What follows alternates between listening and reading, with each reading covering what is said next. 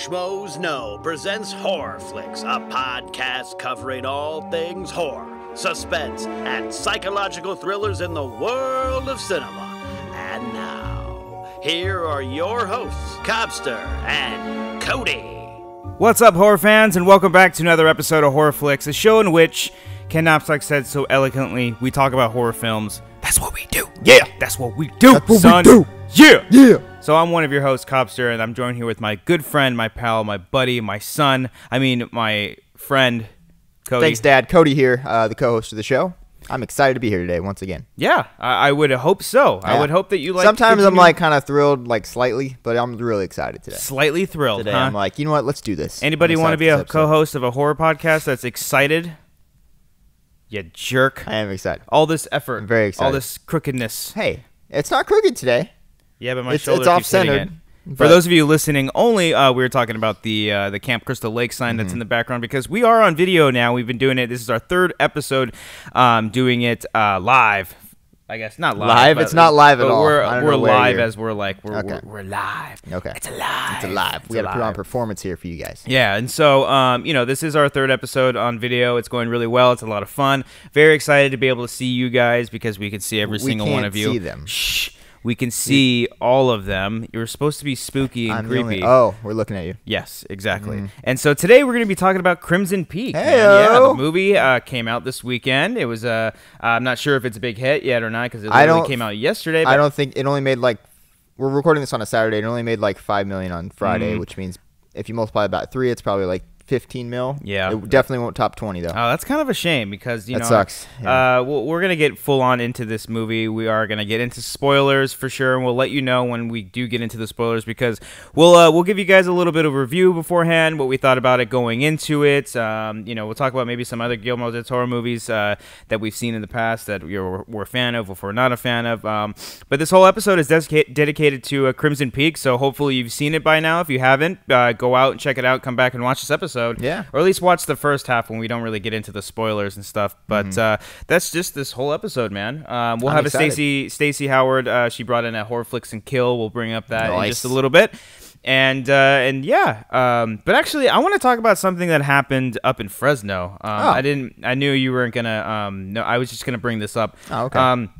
For those of you guys who don't know, we went up to Fresno. We did a really cool thing. We're waiting for this video to come out for it, and we're gonna give some more content from that whole weekend. But something happened that whole weekend, and I think we need to talk about it. Do you really want to talk about it? Yes. Okay. So I'm gonna show you guys. Nervous. I'm gonna show you guys something right now. Okay. This is I caught this.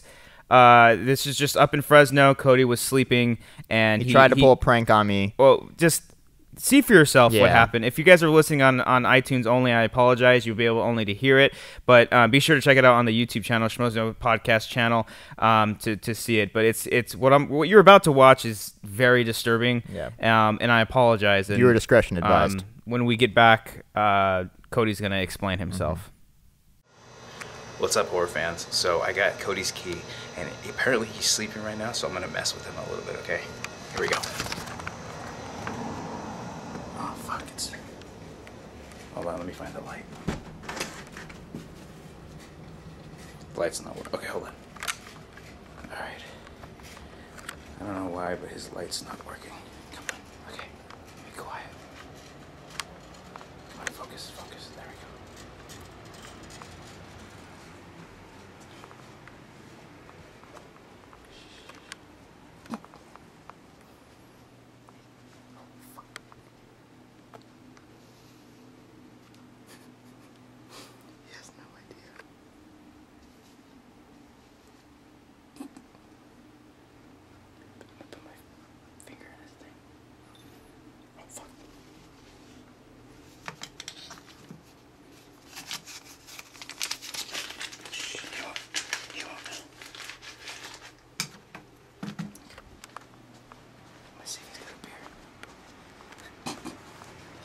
No idea.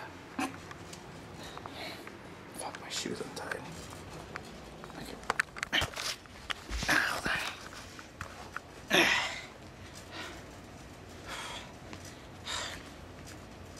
wonder if he's got any fucking beer. Alright. Beautiful. Let's go see.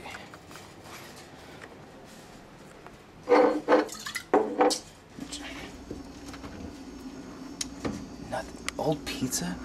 This kid needs to eat more than that. Okay.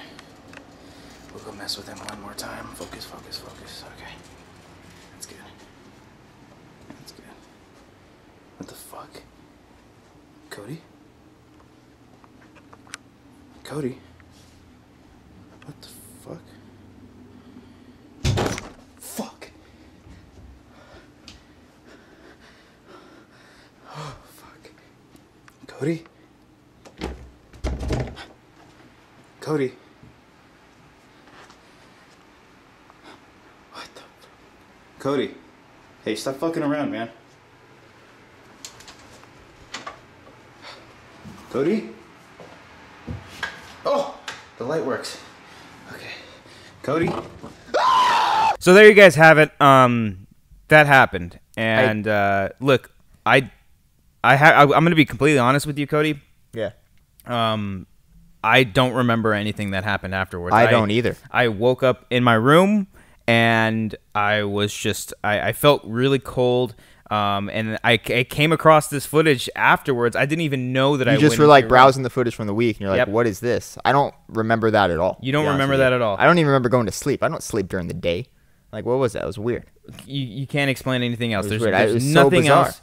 You were literally in one room in 1 minute, and then you ended up behind me somehow, and you were just all over the room. You can't explain that? I don't want to just throw this, make it too obvious. We did go to that library earlier, and I read that book with the Latin. You fuck. I didn't. Why did you read I the didn't book, read it out Cody? loud. I like whispered it out loud, but I didn't necessarily like pronounce it to the world. If someone says you're a god, you say yes.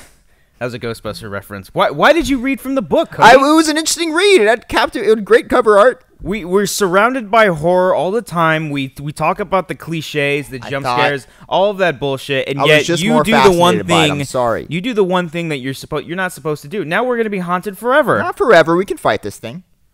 Whatever. It's inside me. I don't know what you're whining about. Okay, fine. Don't worry, we're fine. The show's going to continue on, and we're going to get into Crimson Peak right now. So I apologize if you guys out there got scared from that little video. Trust me, nobody was more scared than I was. Mm-hmm. I don't really trust him anymore. I don't trust myself either. So Crimson Peak, okay, so this movie has been very anticipated by a lot of people. Guillermo Del Toro returning to this horror, gothic romance movie. Mm-hmm. And, I've been saying this for a long time. Ever since we saw the first couple of trailers, I wasn't all the way thrilled with it. You know? That's right. Yeah, you weren't. The trailers sold. Never really sold me. It didn't look too scary. There's some things that I was actually very critical of going on beforehand. But how were you feeling going into it? Look, I'm going to get this out of the way. You've heard this all the time from a lot of people. It's not a horror movie. And I kind of got that vibe from the trailer when I realized it wasn't really all that scary. I just loved the tone that the trailers presented. I loved the world that they showed. So I wasn't all that surprised when I saw the final result, as a lot of people probably were. Yeah, I agree with that too. I mean, it's such a hard thing to explain because it's something that I love what they do in horror films. It's where they don't really focus on the scares that much. They focus on the story. Mm-hmm. They focus on the characters, which is something that obviously is important. Yeah, it's obviously important. We stress that all the time, saying yes. Give us a good story, give us good characters. It's essentially what every movie should be focusing on, obviously, is focusing on the story, focusing on the characters. And, with this one, I think, so many people would go in expecting it to be something really scary, and then they get something else. But on that aspect, I can respect it a lot more because it wasn't the typical cliche ghost story. Exactly. It's something completely different from everything you've seen, yeah. And I think Del Toro focusing a lot on the story and these characters and, kind of letting the scares come natural, even though the movie wasn't necessarily scary. There's cool and very creepy imagery a little bit all throughout. Yeah, it's definitely creepy. I love the style of this film. I love it's beautiful. The colors. The use of red was just so awesome. The emphasis on red was really great. The emphasis on all these colors, because even when she's like wearing the yellow dress and how it sticks out of all the darkness that's surrounding the actual house, it just made it pop more and it made it more interesting and a lot more intriguing. And I just, I wish this thing was scary. I mean, I wish that, it was focused a lot more on the horror as opposed to the romance, because it does focus a lot on the romantic side of things. And, which is fine, but I still dug that aspect. I liked the story that they told. You know what I mean? Even though I wasn't scared, I really liked the the story decisions that they made and where the story ended up going. I know a lot of people weren't fans of that, but I actually found myself really engaged with it. I really enjoyed it. Yeah. You know, it's not a terrible movie at all. I mean, I really enjoyed it. I think a lot of people will be disappointed with it. Just, you know, maybe it's because the marketing. Look, I think the marketing. People are mad because the marketing brought this thing out to be like this eventful horror movie that's got all these creepy ghosts and all that. How, coming just from a studio standpoint, how else would they have marketed this thing and expected people to go see it? You know what I mean? They couldn't have been like, this October, watch this romance tale. There's ghosts. Yeah. They don't really do much. Yeah, like, and then no one would see that movie. I don't know what Stephen King's thinking. This thing wasn't terrifying. Oh yeah, at all, that's really. right. I forgot about that quote. I mean, Stephen King is a mastermind, so you know, he goes way back. But you know, it feels like a fun throwback. I mean, I can't really reference it to anything else because maybe the original The Haunting. That's Haunting. It. Well, yeah, because that's I haven't seen a lot of Gothic horror films or even Gothic romance films. You know, every time I think Gothic, Del Toro said that like he lists a bunch of films that influenced this. Haven't seen a lot of them. Not a lot of them. Yeah, I've seen The Haunting, but that was about. There's a couple other ones I've seen. But you know, digging deeper into this film, I love the aspect of them going to this house. You know, it's a slow build up at the very beginning. Very slow. If we just kind of go over the story a little bit, so it starts off with Mia. I'm not Wasikowska. Okay, there you go. That's her name is Eleanor. No, that's from The Haunting. Her name. What was her name? Yeah, it's not Lucille. Lucille's Jessica Chastain. Yeah, Jessica Chastain. It's Lucille and Scott. No, it's not Scott. Sharp. And this is my brother Scott. Scott. Give me the map, Scott. That also speaks to, because I thought Mia Wasikowska. I guess I'm just gonna keep saying it like that. I thought her character was the weakest out of the three, so that makes sense where I wouldn't remember her name. But yeah, I can kind of see that.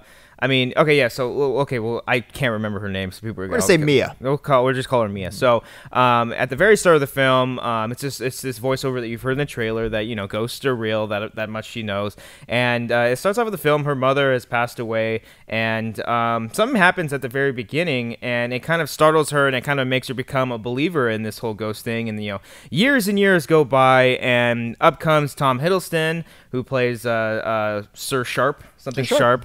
That's his last name. Him and his sister come into town in hopes to sell this new invention that he's made that'll help Thomas Sharp. And he goes to Mia's Edith. Edith. There you go. Edith. That's what it is. He goes to Edith's father in hopes to sell this invention, and so they can actually their name can make some money and do all these things with the invention. It doesn't really go over well, and then kind of shit starts turning a little bit, and stuff happens. Yeah, stuff happens. And Edith ends up, this isn't a spoiler, it's in the trailer. She goes off to the house with Sir Thomas. Yes. And creepy stuff happens. And a mystery gets unraveled, and Cobbster's about to die. So, yeah, the story builds up, picks up, and we finally get to... It's not actually called Crimson Peak until a little bit later on in the film. It's actually it's something Chamberlain in England. Chamberlain? I think it's Chamberlain. Terrible. I literally just saw the movie. You literally just saw it like 2 hours ago. I can't even remember a lot of the things that happens in the movie. She goes up there and, she starts noticing, she starts seeing a bunch of these things in the house, and it freaks her out a little bit, but she kind of doesn't want to believe it's going on, and there's a whole mystery going on with Jessica Chastain's character and Thomas Hiddleston's character that starts to unravel as the film progresses. And, I think maybe some people would kind of go against that little... It's not necessarily a twist, but just to the reveal of what actually happens with them. I actually kind of enjoyed it because it grounded the movie a lot more. Yeah.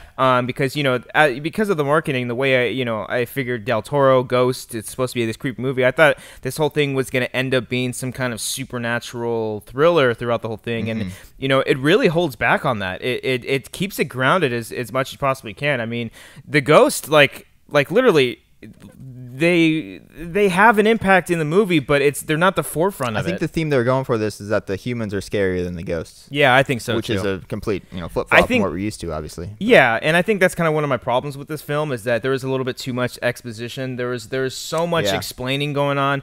It's just... It's like, I get it. You didn't need to really spell it out for me. I'm smart enough to figure it out on my own. There's just some pieces of conversation that happened throughout the movie between the characters that I think they could have thrown out because I don't think it was necessary. It was literally just hand feeding me all the answers to the themes of this movie. And there's a fly, and there's no way. Like I could have figured it out on my own, and I just.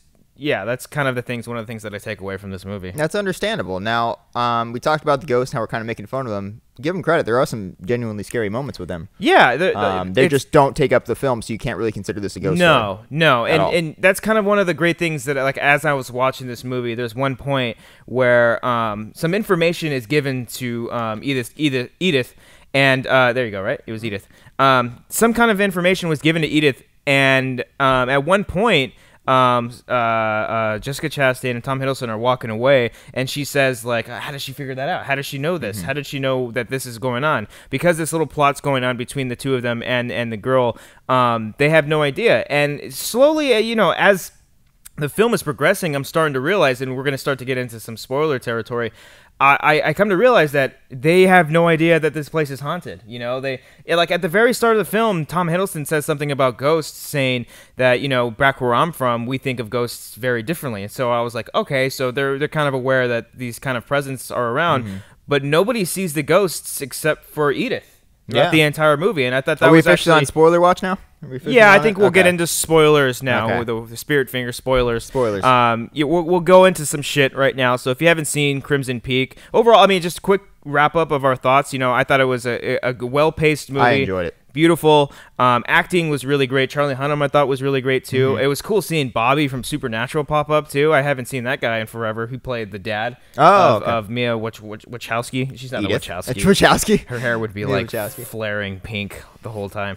And it was great seeing him. And then the guy who played the inspector, who was in Pacific Rim. I can't remember his name, but he's got a great face. But he's like such emotion in that face, just like.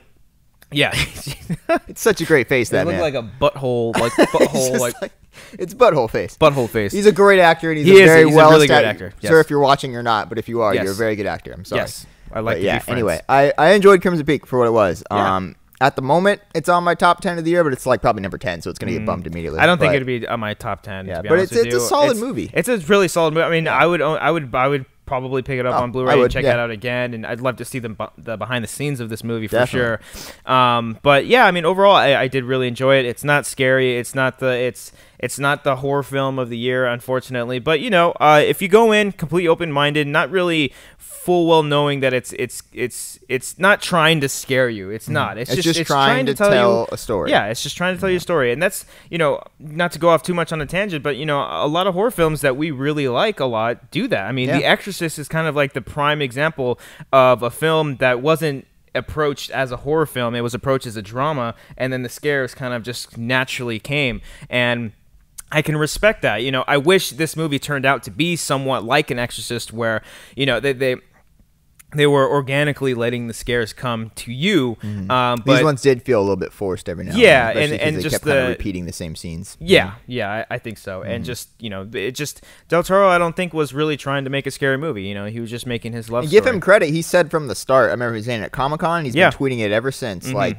he does not consider this a horror movie. He considers it a romance film. Yeah. So there you go. Give him credit. So this is what we'll do. We're going to get into spoiler territory. Excuse me. But first, let's jump on over to Stacy Howard. Yeah. Who's got a HorrorFlix Kill, which is every single week, except for the second week we did video because there was a mix-up. That's okay. She's going to be giving you guys a Netflix recommendation of a horror film that is on Netflix that you should probably watch. It's streaming. This one's a doozy. Stacy, how you doing? Wait, Stacy, what is that? Okay, you're on.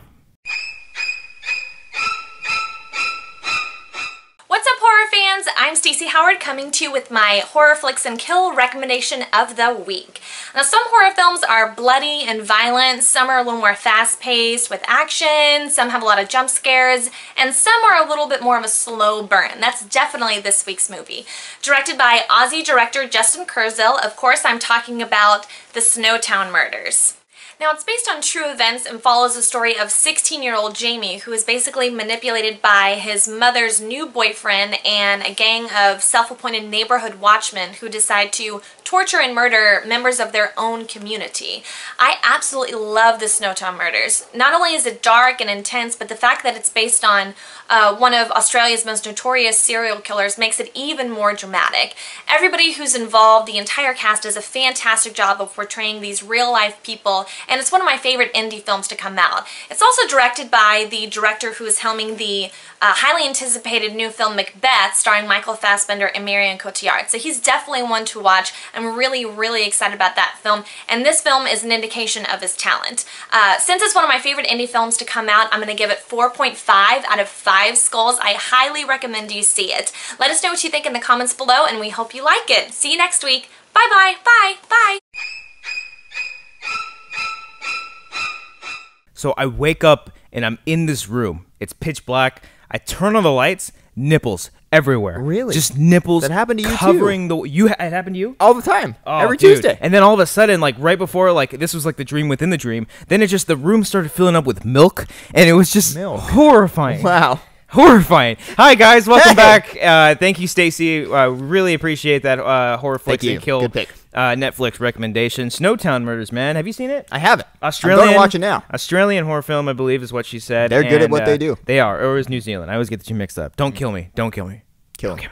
Okay, maybe you can kill me if you want. Now. But it's a brutal movie, man. Australians know their horror. Yeah. They really do. I speak highly of them. I Give like them props. Every Australian that I've ever met has been really fucking cool. Yeah? Yep. I've only met 2 or 3, but they're both really cool. Yeah. I gotta say. Like I said, all the Australians I've ever met have been really, really cool. I don't know if you had like a field survey or a study that's going on here. I'm pretty sure that there are studies out there saying that Australians They're are, just cooler one, than us. the coolest people on the face of the earth, and 2, know how to make good horror films. Yeah, fair enough. So now let's continue on with Crimson Peak again. Let's get into some spoiler stuff. Let's get it. This is spoiler. We're gonna get into it. The Crimson Peak. Okay, so at the very start. Hold on, can I just say how annoying that got when we were in the maze for Universal? We were in the line, and they just kept repeating that line. I was like, that line. Fucker. Okay.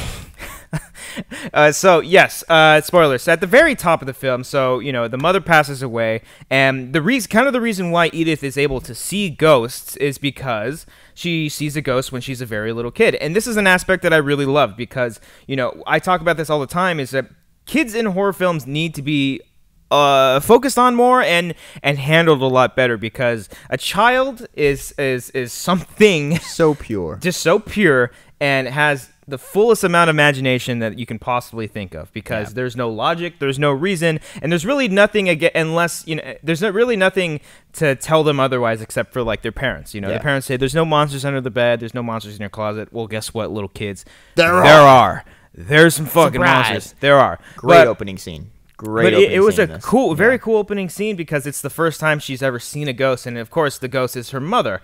And I'll get into how the ghosts actually look in just a little bit. But one little complaint that I have about this is the fact that she does say beware of Crimson Peak. Okay. How does she know about? That's what I was Crimson thinking Peak? too. I was wondering. How does she know about it? I mean, unless it's some kind of internal spiritual connection between all of the ghosts that can foresee the future or something like that. I was expecting the ending, like maybe she died there. She died, maybe like she was a part of this thing. Okay, yeah. Obviously not, the age difference, obviously. No, but I'm thinking like they didn't really bring it back at all.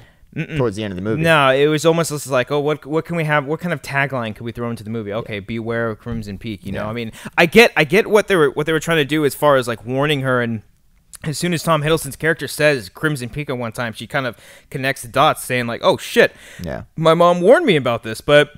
Well, like you said, they brought it up, and then it was never really handled after that, and nothing with the mother ever again. If there were 2 scenes. There's one in the middle, and then one at the very beginning. The very beginning is the scariest scene in the whole movie, I thought. When the girl's sitting there, like you've seen the shot in the trailer, but when the hand goes across, the way they do it is so perfect in that. Yeah, I thought scene, it was very creepy. But like you said, like it was never brought up again. And I thought something was going to happen with the mother at one point later on, but. The way I took it, was obviously the fact that she's able to see ghosts was because she did see it as a little kid and didn't see it for like 14 years, and then she saw it again when like I would have understood. Like I think, not to like redirect how this movie should have been. Obviously, this guy's better than us. Yes, come on. But the way I picture they should have done it was just show the ghost at the very beginning of the movie. You don't need to say anything about Beware of Crimson Peak. And then, later on when she sees the ghost again, that's when you say Beware of Crimson Peak, because the guy he actually shows up to the front doorstep, and maybe that's where she kind of generates that idea that Crimson Peak is this evil place. I guess. But other than that, it's just like how else did the mother know about Crimson Peak? And it's a little tiny just a little thing to hold it back a little bit, but I don't know, it just bothered me. Mm-hmm. I want to talk about my favorite part of this movie. Okay. Tom motherfucking Hiddleston in this thing. Pretty damn good. Was fantastic. You get some butt action. You get some butt you thrust. See his butt. Hashtag Hiddleston butt thrust. Loki butt thrust. Loki butt thrust. Hashtag. Yep. The performance isn't like out there or anything like that. It's nothing like crazy. It's just the way he accomplishes certain facial expressions. Yeah. And the way his eyes are. His eyes. So good. His eye work. You can totally understand his eye work. Yeah. You okay there? He's got great eye work. He's so good at just understanding exactly what this character is going through. Yep. Like you can tell. Like he's. You learn later on what him and his sister have done to all these women who have come here. Like you can tell it's taking a toll on him, and he really feels for Edith, and I think he truly does love her at the end. So it's such a great performance by him. I had to say it. Yeah, no, I mean, I would hate you if you held it back. Okay. I'm glad that you came out there and said it. You're a very brave soul. Mm-hmm. We can all hold hands and hug each other at one point. Okay. I agree. I think the performance was very subtle. It wasn't anything crazy over the top. We've seen him be the villain before. Now taking a step back, and technically he is the villain in this one, but it's the more forgiving, graceful kind of villain. Vulnerable, understandable. Yes, it's redeemable. Like redeemable, very much redeemable Yeah. character, and he plays off of Jessica Chastain, who is just the creepiest of creep. And I will say, I thought she was great. I thought she was great, but it was almost like what? You thought it was too much? Or are you saying not too much? But it's like, why are you such a bitch? Just fucking calm down. You know what I mean? Like, okay, it's like she's a traumatized person. She's been through a lot. That's true. And I will say too, the fact that again, this is spoilers. The fact that she was in love with Tom Hiddleston. I knew that from the very start. Yeah, I had a feeling about that too. Yeah. I knew that from the trailers. It's like, oh yeah, they're freaking pounding it out. They're totally just porking right now. They're just brother and sister. Yeah, buddy. Don't do that at home. Don't. Really, Your honestly, parents would be very upset with you. They even had a kid and it didn't turn out well. Yeah. But yeah, like I knew that from the very beginning. That was kind of obvious, and I don't think that was necessarily a huge like, I don't think they were like holding back on that to be some kind of. I'm surprised they went there. You don't see that too often in movies, so I was like, oh, I'm surprised they went that route. Yeah, but, yeah, okay. they did. I mean, I wasn't. As soon as the reveal happened, we're like, oh yeah, they're doing it. Yeah, we're gonna get more Loki butt thrusts. Yeah. I'm telling you, that's going to be a thing. Hashtag Loki butt thrust. Where's the foot and Loki butt thrust here, man? Okay. But that's such a fun thing to say. Butt thrust. Butt thrust. Beware the I had a band in high school called Butt Thrust. A death metal band. I had butt thrust for breakfast this morning. That's a good brand. I've heard about that. Right next to Raisin good. Brand, right? Raisin Okay, Brand. yeah. Raisin Brand is like, Mom, they didn't have any Raisin Brand, so I'm going to get some butt thrust. Christian, I told you not to get the butt thrust. Mom, shut up and butter my butt thrust. I'll pour some milk over your butt thrust. All okay? right, you're fucking taking it too far. I'm making the cereal. All right. Okay. It's a cereal, just little butts hanging around. Just we are so mature here at HorrorFlix. Christ, man. Okay. So, anyway. anyways, besides his awesome sex scene that we saw of him butt I will say, back to his expression thing, he was really excited during that scene. I thought you were gonna say, go. He had a nice butt. He had no hair, like the hair. You're the one saying this. I'm not saying this. Back to my the logical least amount of hair on that butt. Jesus Christ. Okay, back to what I was gonna say about that sex scene. Yeah. Back to his expression thing, you could tell he was really excited when he was having sex with Mia Wasikowska. I would imagine he would be excited. No, he was sex. excited because you can tell, like, that was his first time he's really had sex with a girl besides his sister. Oh, that's true, because all the previous wives. There's a great part where he's like, yeah, you can see the smile on his face. I just had to bring that up. He's like, you feel nothing like my sister. It's like, oh my god. Yeah, and in that aspect too. You do start to feel sorry for him a little bit because he's stuck. That's where the love kind of the romantic tale comes in between this, because it's not just his love for the woman he loves, but it's the love of his sister. And he's kind of trapped by. Yeah, and as creepy as it really is, it's kind of like, I mean, we've seen Game of Thrones, we've seen worse. So it's like it's a little love triangle between all that, because yes, he does love his sister as a sister and as a lover as well. But even at one point, towards the end of the film, when the climax happens, she's like, "You said you would never fall in love," and he said, "Well, it happened. It did, and so it was bound to happen." And in that aspect, I liked it. And some of my favorite aspects of it were kind of like, it's stuff that we've seen in ghost tales before, but the fact that this was in a time long before ghosts were like really established. Okay. Some of the little things, like when she's in her room by herself and she's like, "Can you hear me? Can you give me a sign?" or something like that, and you see the ghost walk by in the background. That was actually a really good scene cool. too, when I he thought walked that by was the really window. cool. That was a good part. Yeah, I like that. Very scary. But it was like that, and then the whole thing when she's talking with Charlie Hunnam's character about the ghosts coming up in the photographs, and I love his explanation behind it. Is there's like the salt and the formation of the actual picture picks up something that the human eye can't pick up. That's stuff that I find really interesting, and as much as I don't believe in ghosts, like, I love that because it's in a time where all that stuff hasn't been established yet, and they can actually talk about it without it being too cliche. You know? And I thought that was really interesting. But I thought they were going to bring up that again, the photographs, at least at one point. But it never bring that up either. It never really happened. I guess it was just Why did they have that scene there? Just to have Charlie Hunnam flirt with Mia? Maybe it was probably. Oh, obviously, yeah. I mean, who doesn't want to flirt with Charlie Hunnam? I mean, I imagine his butt thrust. He's probably has great butt thrust. Aussie butt thrust. He's Australian, I think. No, he's British. Is he really? Yeah. He's English. I looked him up on Wikipedia. That's an English actor. Okay.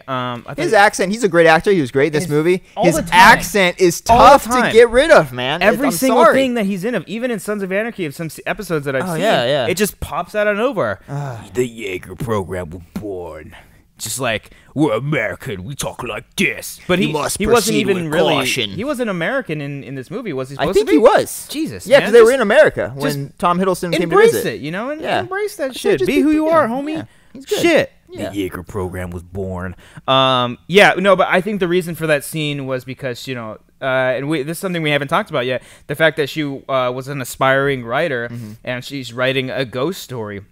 And the way I kind of took it was that she was going to him for some information on ghosts about in pictures, so maybe that's what it was. But I love the fact that she was a writer, and when she's telling off that one rich evil stepmother looking chick, she's, "I'm more of a Mary Shelley who died a widow," and she walks away. Like I like that aspect of it. And you said she was the weakest character, but I do like the fact that she has this whole backstory, and she believes in ghosts. She's kind of surrounded by it, and she's kind of going against the grain of what every other woman is doing at her age and during that time. And I found that really respectable, and in that aspect I found her to be really strong. But it's just the point of her character is just to get weaker and weaker, but not in the sense of like as a building character, but like physically, like she's dying and she's still trying to figure everything out. And going back real quick to what I was saying about with the pictures and can you give me a sign? I love it when she actually goes into the basement and finds the stuff that's in that box, and she finds the recordings. It reminded me a lot of like some horror survival video games. It's where like you'll find the recording of something and you find out information via that way. I thought that was really really cool. It reminded me a lot of BioShock. Do you ever play BioShock? No, I never did. If you guys out there know, you guys play BioShock and you find like these recordings on like these old stenograms, something grams, where it's like the whatever. That's what it reminded me of. But I really enjoyed that aspect of it. Okay, fair enough. I just felt like as soon as she got to the house, her character didn't really have anything to do besides just be there to unravel this, to discover shit. True. Like I thought building up to that, she was really cool. But once she got there, I don't know. I could be wrong. You had very good arguments there. You had very good points. So yeah, you're probably. Well, right. I mean, it's like, and this is something that I thought of like midpoint through the movie. It's like, what do they do? Like, what do you do for fun? Yeah. What do you do for fun? I was thinking that too. Like, do you play catch? Do you play a good football game out in that field? But that's a big enough field. I did like the the red stuff's like the clay, right? I'm assuming that's what he's trying to think. I loved how that was all in the ground and all that, and like they're coming out of dig, the walls. When it snowed, the actual Crimson Peak happened. I thought that was really cool. Set design, had to bring that up before I forgot. Just want to bring it up. No, yeah, absolutely. The set design's really great, and it adds a lot more character to the actual house itself, you know. And the fact that the walls were bleeding this stuff and it was red everywhere. That was good. Yeah, just in the background, you see stuff falling down. That was really cool. Yeah. I thought that was really cool. Let's talk about the ghosts. Or you know what? Bring up a Facebook comment, and then we'll, whatever that person says, we'll talk about that, and then we'll bring up the ghosts. Let's go with Hayden Claiborne. Says, I personally love Crimson Peak, and hands down the best scene in the entire movie is at the ending where Edith is hiding from Lucille. I was on the edge of my seat for the entire scene. In second place, it's the scene at the beginning where you see the hand of the ghost go on young Edith. I thought that was terrifying. I think Crimson Peak is a masterpiece. Wow. Loved it. Glad you thought it was a masterpiece. I thought the whole end scene was really exciting. Some people didn't like. I know Mark and Christian weren't crazy about the slasher aspect at the end. I think I liked it. I liked it. I thought that was really cool. Yeah. I thought it added to the story. I mean, because the whole reveal about these two is that they killed their mother when they were younger, and then as time was progressing and they were like kind of losing a lot more money, they were essentially like recruiting the like a new mistress so that way they can kind of take over their own wealth. And that's why, you know, Tom Hiddleston's character would always fall in love, or not fall in love, would act like he'd fall in love with all these women, and then they find out later that they kill them all. That was kind of one thing, especially with the ring. I thought the ring was going to be something supernatural. I thought that too, like that was a curse or something like that, but it was just the family ring that the mom had, that they would give it to each person that they eventually killed. You know, and I knew something was always up with the tea. I knew that they were doing something about that. That was a nice touch, yeah. Yeah. But essentially, like, in the end, it's like we said earlier, it is a grounded story because it's just these two, I wouldn't call them sociopaths, but these fucked up people. Just survivalists, you know? They're just trying to do whatever they can to survive. And that's essentially what they're doing. So by the end of the film, when when the sister kills Tom Hiddleston, it's just her, like, she's got nothing else to lose, so she wants to fucking kill this bitch. I can see that. In her eyes, she's a bitch. Let's go to the next one here. Let's do Quentin Kelly. Says, I love the film. The CGI didn't ruin it like I thought it would. Del Toro was a mastermind behind the camera, and Tom Hiddleston, my God, he was awesome. He's definitely going places. I agree. Yeah, absolutely. The CGI, gosh, I don't. It's so hard to comment on it because it's like it's a blend of practical and CGI, because I feel like they were actual people, but in post they went back and kind of digitally removed stuff. It took me out a lot of the times, but I think the fact that they were creepy looking is what made it really great, because, I mean, Del Toro is a very, very practical person when it comes to his movies, and obviously Pacific Rim was going to be very CGI heavy, but it almost feels like he's going, I mean, this is very slightly, because obviously Pacific Rim is a much different film than this one, and needs to have that amount of CGI that it did. But it balanced out well with a lot of practical stuff as well. But a lot of the interiors of the robots were practical in that movie. The interior was really great, and especially, you know, the design of this house was very practical. All the rooms, like they were real rooms, which is, you know, is great. But with these ghosts that kind of go all throughout the movie, and I'm not too critical on it because they're hardly in it, but it's just, it almost felt like, why didn't you just get real people? And I'm sure that these were real people, like I said, but they were digitally enhanced in post, but it was too much at times. And the one where the one's crawling through the floor and comes out chasing her, I really didn't find that scary. Like, it was creepy to look at, but it looked too fake to me. It's just really...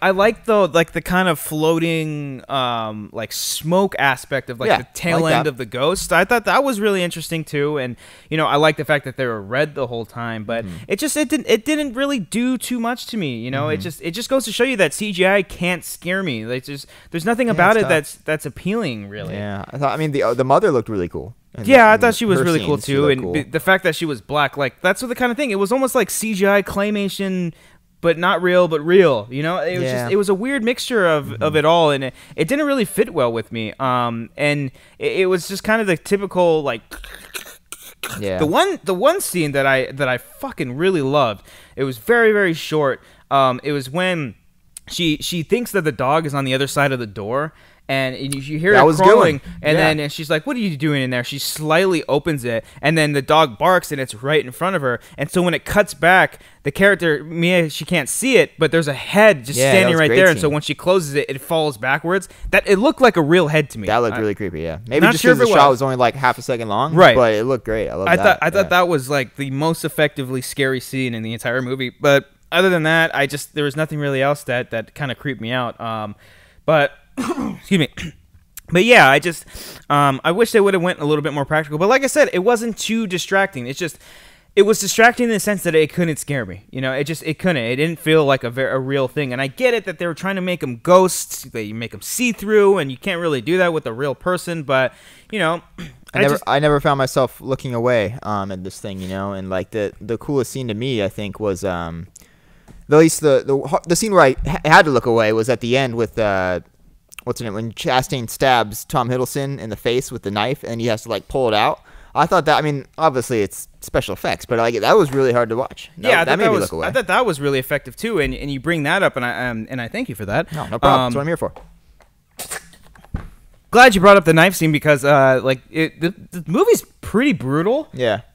It wasn't as brutal as I wanted it to be though. I kind of want like the opening. One of the earlier scenes on in the movie is when we find out that Jessica Chastain's character kills Mia's character's scene father. Was tough to watch. That scene was brutal, dude. Just kept smashing his head on the thing. As soon as that happened, I was like, okay, we're gonna see some brutal shit. And we see it a little bit later on in the movie, and it gets a little bit more bloody and stuff. But I kind of wanted it to be a little bit more brutal, like that. Yeah, especially since it was rated R. I was expecting a little bit more, other than a couple scenes that were pretty bad. But yeah. I mean, you take out that scene and a couple the other death scenes and the one. I mean, they only said fuck like once, and I don't even think that word was invented back then. But I know, I thought that too, and I was like, wait, did they say fuck back then? Did they say? I mean, they say fuck in Game of Thrones. That's true. And that's back in the day. That's way back. Back in the fucking day.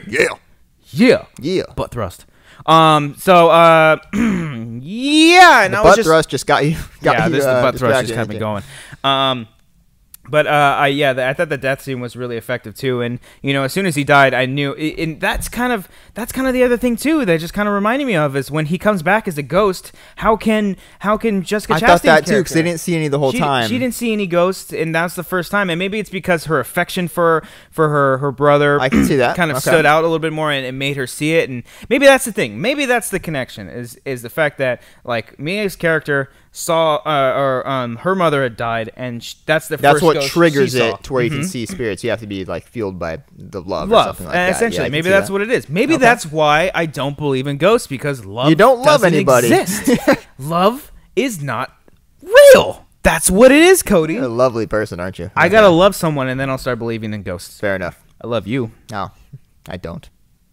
But overall, I think that this film is effective in the sense that it tells a really good story. It has some pretty great characters in it, and a few genuinely creepy moments. Genuinely creepy moments throughout. No jump scares. Thank God. There was no jump scares. I can't think of any jump scares. Nope. In this. Maybe a slight one when the door mom goes. Oops, sorry. When the mom goes to the door and like tries to Don't choke hit her. my fucking mic, I'm not breaking dude. the mic. Don't you worry. I can't think of any other ones, but I like the story that unravels towards the end, and the fact that it's a real story, and at the end of the day, it's all about love, and it's the scene where Jessica Chastain talks about how you'll go you'll go far and beyond for the ones that you love, and you'll do the most monstrous things to people. Yeah, that was like we talked about this before. That was a conversation that I don't think was necessary in the film, but that's what this movie plays off of. Is that in the end, love kills, and love is there for everybody. And if you love someone, you will die. It's terrible for you. It's terrible. In fact, you probably shouldn't love anybody because it's gonna hurt when someone passes.